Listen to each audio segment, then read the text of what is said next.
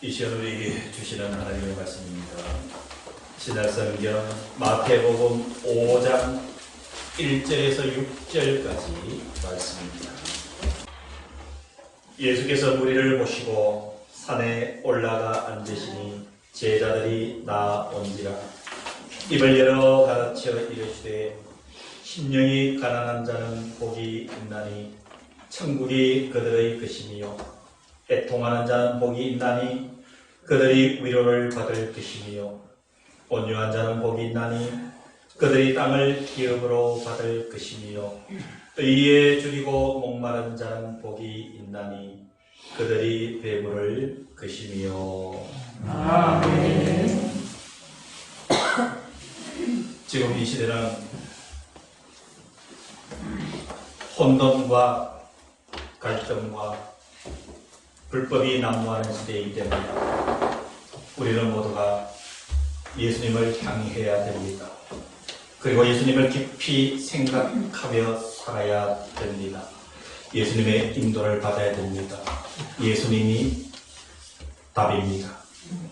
오늘 그 예수 세 번째 시간 말씀을 전해드리겠습니다. 하나님께서 이스라엘 백성들을 애굽에서 이끌어내신 뒤에 가장 먼저 했던 하나님의 일이 그들에게 이스라엘 백성들의 행동 강령이 되는 율법의 말씀, 즉 십계명을 주신 일입니다. 그래서 이스라엘 백성들은 광야 40년 살고, 그리고 하나님께서 가나안 땅에 들어갔을 때에도 이 율법의 말씀을 잊지 말라라고 강력하게 권고한 바를 여러분 잘 아실 것입니다. 바로 이 구약의 율법, 즉 십계명과 선을 같이 하는 것이 신약에서 예수님께서 가르치신 산상수훈입니다. 산상수훈. 예수님께서 어느 산에서 말씀을 전파하셨다라는 의미의 산상수훈입니다. 이 산상수훈은 마태복음 5장, 6장, 7장에 기록되어 있습니다. 그래서 그 시작은 8가지 복, 우리가 흔히 이야기를 하는 팔복으로부터 출발을 합니다. 사랑하는 성도 여러분, 이 주님의 팔복, 8가지 복을 자세히 면밀하게 살펴보면은 우리 살아가는 일반인들이 복에 대한 개념이 얼마나 오류가 심한지를 분명히 알 수가 있습니다. 여러분, 세계 여러 민족 가운데서 유난스럽게 우리 한국인은 복이란 단어를 좋아합니다. 제가 연상을 해봤습니다. 도대체 우리나라 사람은 복을 얼마나 좋아하는가. 여러분, 가정의 대문에도 소문 만복내 해서 여러분 대문짝에도 크게 복자가 쓰여 있습니다. 여러분, 그것뿐일까요? 옛날 어르신들은 주무실 때에 이 베개에도 한쪽에 복자를 써놓고 주무셨습니다. 우리가 밥을 먹는 수저에도 여러분 복자가 많이 쓰여 있습니다. 숟갈에 많이 쓰여 있던 것 여러분 잘 아실 거예요. 이 유교 경전 중에서 석경이라는 것 여러분 있는 줄 잘 아실 것이에요. 그게 보면은 인생의 5가지의 복에 대해서 이렇게 기록해두고 있습니다. 첫 번째가 수이다. 수. 목숨. 장수하는 것. 장수하는 게 성경에서 첫 번째 복이다. 두 번째가 부다. 부요한 것. 풍요로운 것이 복이다. 세 번째가 강령, 즉 건강한 것이 복이다. 세 번째가 유호덕, 즉 덕을 좋아하는 것이 복이다.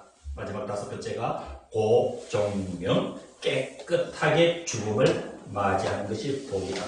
여러분, 성경의 이 5복을 자세히 살펴보면은 여러분 실제로 우리 인간들이 많이 추구하는 복의 개념입니다. 그런데 오늘 예수님께서 8가지 복을 우리들에게 말씀해 주시는 것을 자세히 살펴보면 이런 세상적인 복에 대한 개념을 완전히 뒤집어 놓습니다. 다시 말씀드리면 세상 사람들이 추구하는 그 복은 절대적 복이 될 수 없다. 그 틈새가 있다. 부족함이 있다.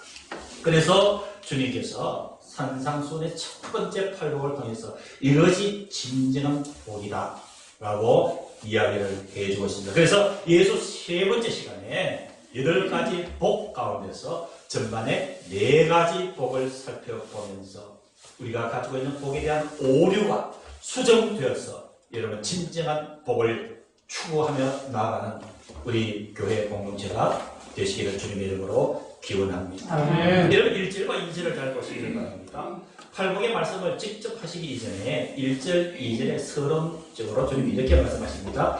예수께서 무리를 보시고 산에 올라가 앉으시니 누가 나온지라? 제자들이 나온지라. 그때 주님이 2절에 입을 열었습니다. 예수님께서 입을 열었습니다. 뜻으로만 살던 백성들에게 생명의 말씀이 주어지는 현장을 가르치고 있습니다. 입을 열어 가르쳐 이르시되, 여러분 예수님의 가르침이라고 하는 것은 일반적인 가르침과 다릅니다. 이 가르침, 예를 들어서 선생님이 학교에서 아이들을 가르칠 때 요구하는 것이 무엇입니까? 아이들이 그 가르침에 대해서 따르기를 원하고 있습니다. 여러분 그러한 가치보다 더 절대적 가치를 부여하는 것이 예수님의 가르침입니다. 이 말씀을 뒤집어 놓게 되면은 주님은 입을 열어 가르쳐 말씀하시되 라는 의미를 통해서 이 말씀을 듣는 제자들이, 즉 저와 여러분들이 이 말씀을 정성을 다해서 힘을 다해서 온 생명을 다해서 실천할 것을 요구하는 또 다른 예수님의 표현인 줄로 믿습니다. 그 예수님의 가르침에서 8가지 복 중에 첫 번째 복이 심령이 가난한 자는 복이 있나니 천국이 그들의 것이니라. 여러분 심령이 가난한 자가 어떤 자일까요? 이 피상적으로 보이는 심령이 가난한 자는 여러분 어떤 상태의 사람을 이야기를 할까요? 사랑하는 성도 여러분, 여러분들의 내면, 여러분들의 심령을 한번 들여다보는 믿음의 눈으로 눈이 떠여주시기를 주님의 이름으로 기원합니다. 심령이 가난한 자는 내가 세상에서 채웠던 것들을 비워내고 그 심령 속에 예수로 채워진 자들이 여러분 심령이 가난한 자인 줄로 믿습니다. 내 속에 예수가 채워지게 되면 나 자신의 약함을 정확하게 알게 됩니다. 내 속에 예수가 채워지면 작은 것에도 감사하게 됩니다. 내 속에 예수가 채워지면 하나님 앞에 항상 겸손할 수밖에 없습니다. 내 속에 예수님이 채워지면 나는 죄인이다 라고 고백하지 아니할 수가 없습니다. 내 속에 예수가 채워지면 나의 삶은 하나님의 눈앞에서 살아가고 있다는 사실을 늘 인정하며 조심스럽게 살아갈 수밖에 없는 심령이 가난한 자인 줄로 믿습니다. 예수로 채워지면 저와 여러분들은 어린 아이와 같이 변화가 됩니다. 내가 예수로 채워지면 늘 하나님의 은혜를 사모합니다. 내가 예수로 채워지면 천국을 사모합니다. 내 속에 예수가 채워지면 주님 한 분만으로 만족하게 되는 줄로 믿습니다. 심령이 가난하다. 세상의 것이 채워진 자가 아니라 정확하게 표현하면 세상의 끝은 비워내고 예수로 채워진 자를 이야기를 합니다. 그런 자가 복이 있다. 여러분 세상에서 누가 이런 얘기를 합니까? 세상의 어느 현자가, 어느 지혜자가, 어느 철학자가, 어느 고고한 인생의 경험이 이런 이야기를 할 수가 있겠습니까? 주님이 심령이 가난한 자가 복이 있다. 왜 복이 될까요? 천국이 그들의 것이기 때문에. 천국이 그들의 것이기 때문에. 여러분 성경에 보면은 천국은 양면성을 가지고 있습니다. 2가지를 의미를 가지고 있어요. 그 첫 번째가 마지막 심판 때 최종적으로 예비된 하늘나라. 그게 우리가 흔히들 얘기하는 천국입니다. 그래서 여러분 이 천국, 미래에 우리가 가야 될 이 천국은 늘 소망하며 살아가고 있습니다. 확신하며 살아가고 있습니다. 여러분 그렇지 않습니까? 그러면서 또 한 다른 면은 현재의 천국입니다. 예수님을 믿게 되면은 예수를 통해서 내 마음속에 이미 이루어진 천국, 곧 내가 지금 체험하고 있는 천국인 줄로 믿습니다. 사랑하는 성도 여러분, 천국을 체험하며 살아가고 있습니까? 영원한 그 나라 주님 부르시는 그때 주님 나라 이룰 것을 소망하고 있습니까? 이 두 가지를 함께 공유하고 있다면 여러분들은 마음이, 심령이 가난한 자들이 받는 복을 누리고 있는 줄로 믿으시기를 주님으로 축원합니다. 두 번째 주님의 말씀은 이어집니다. 두 번째 복은 애통하는 자는 복이 있나니 그들이 위로를 받을 것이며, 애통하는 자는 복이 있다. 여러분 시편 51편 17절에 이렇게 기록하고 있습니다. 하나님께서 구하는 제사는 상한 심령이라. 하나님이여 상하고 통회하는 마음을 주께서 멸시하지 않으시리이다. 하나님께 예배를 드리는 자, 여러분 하나님께 제사하는 자는 상한 심령이다. 애통하는 마음이라는 사실입니다. 여러분, 애통한다는 얘기는 아파서 통곡한다는 말이에요. 아파서 통곡합니다.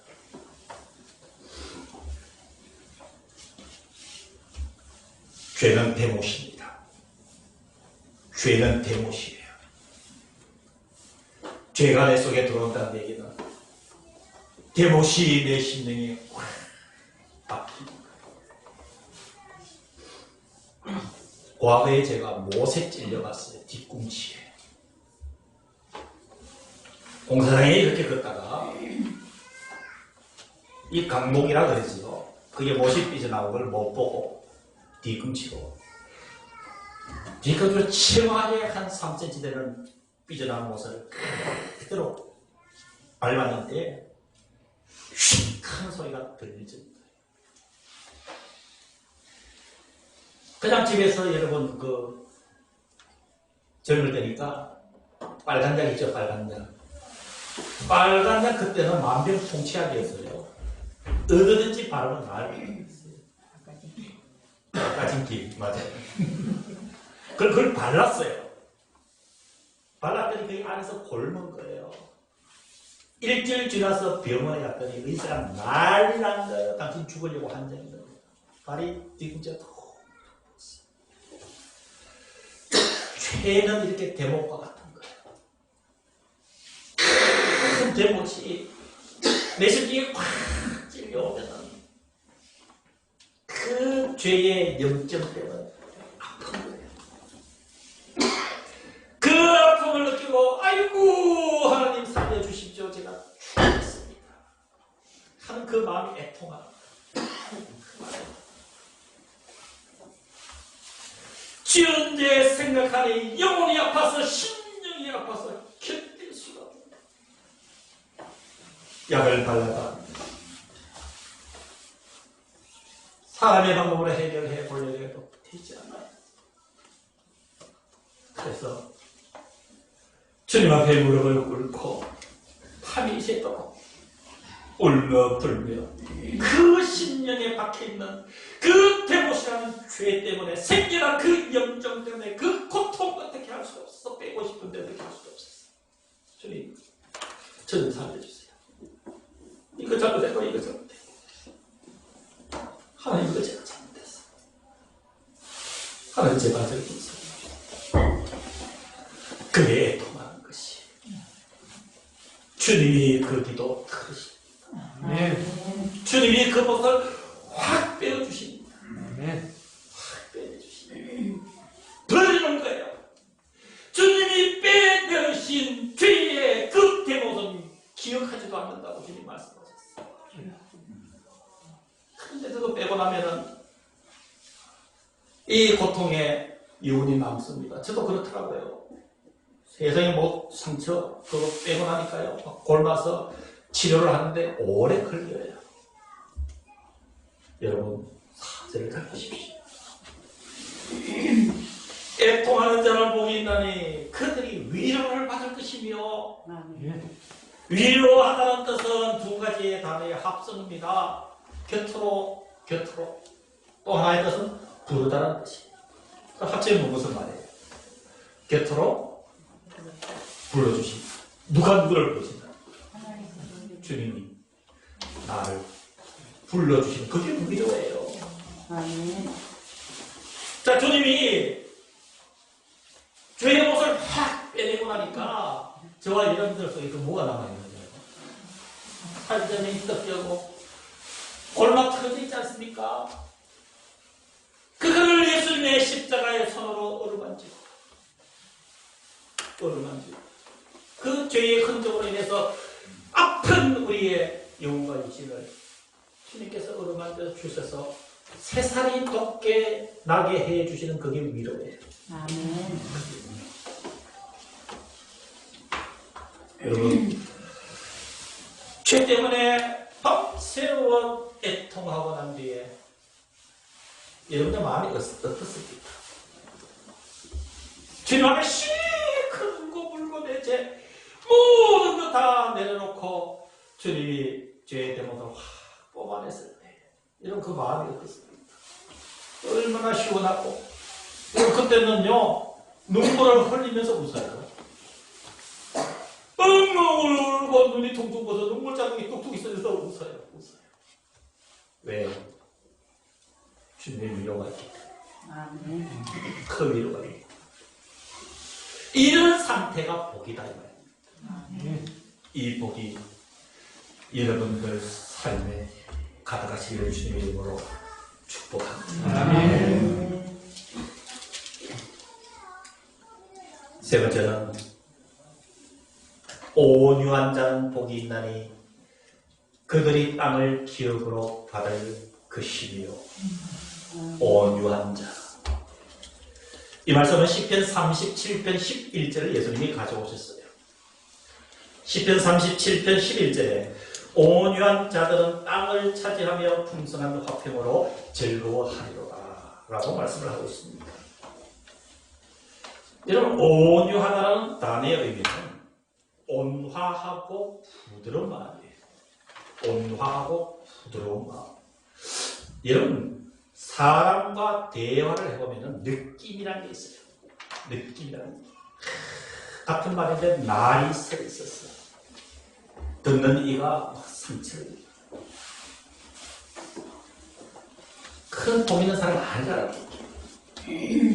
복 있는 사람은 온화하고 부드러운 마음을 갖고 있어서 대화를 하면 딱 아주 내 마음에 안정이 되고 막 행복해지고 그 얘기를 더 해보고 싶고 막 내가 마음이 좀 어지러워도 정리정돈이 되는 것 같고 막 불안하다가도 안정이 되는 것 같아요.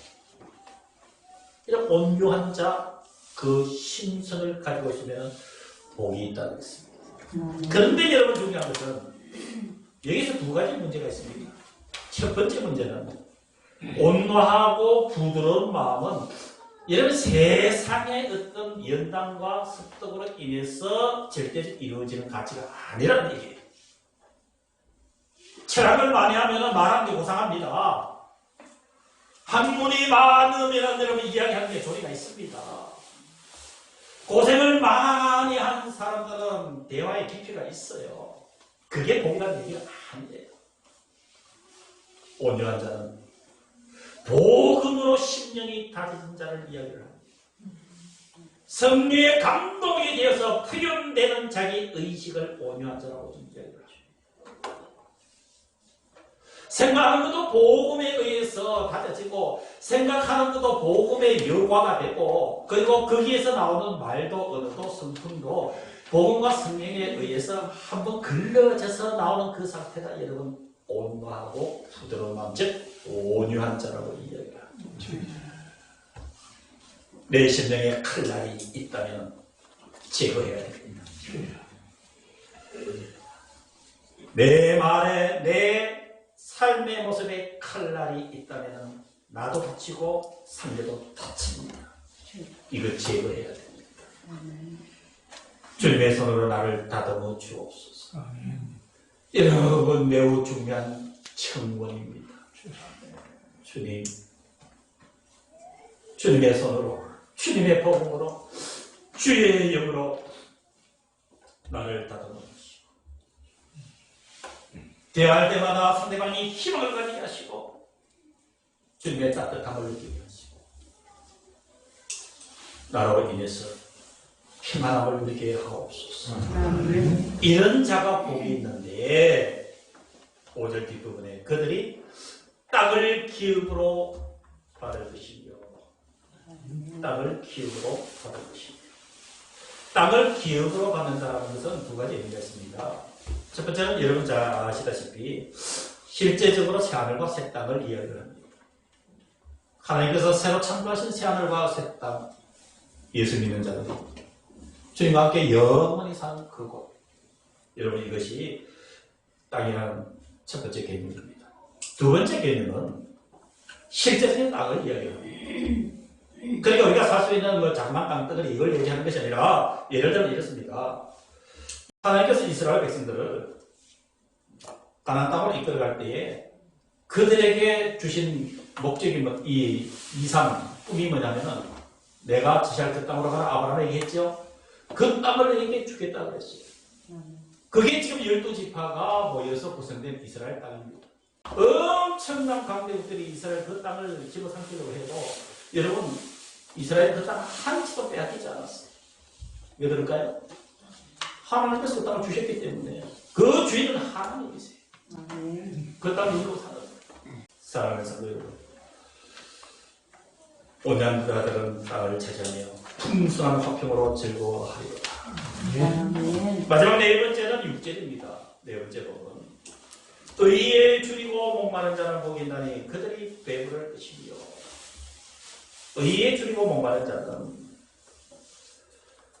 의롭게 살려고 하는 그 발로동 이 세상을 바라보면서 불의에 대한 가슴에 통곡하는 마음으로 하나님의 의가 세상의 정의가 이루어지기를 간절히 원하는 마음으로 내 몸과 마음과 육신을 던질 수 있는 그러한 자세.